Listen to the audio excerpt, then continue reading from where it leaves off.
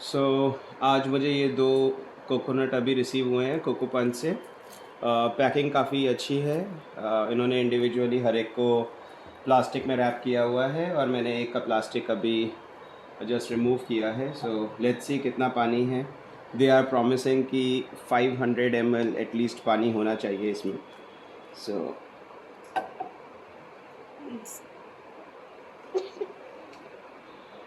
लग रहा है काफ़ी पानी तो इसमें है। Let's see.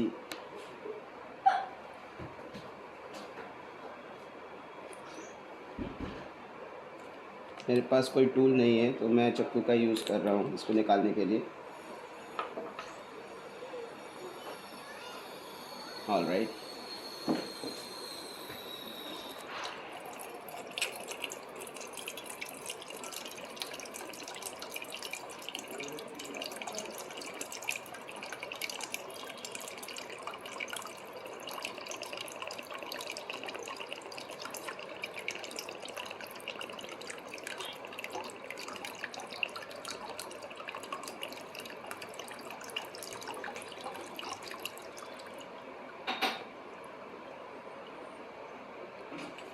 सो मेज़र करने के लिए मेरे पास कोई मेज़रिंग कप तो नहीं है but I have.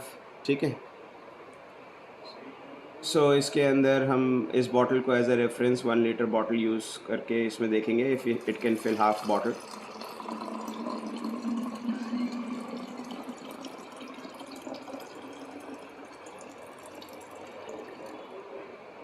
And approximately I mean may B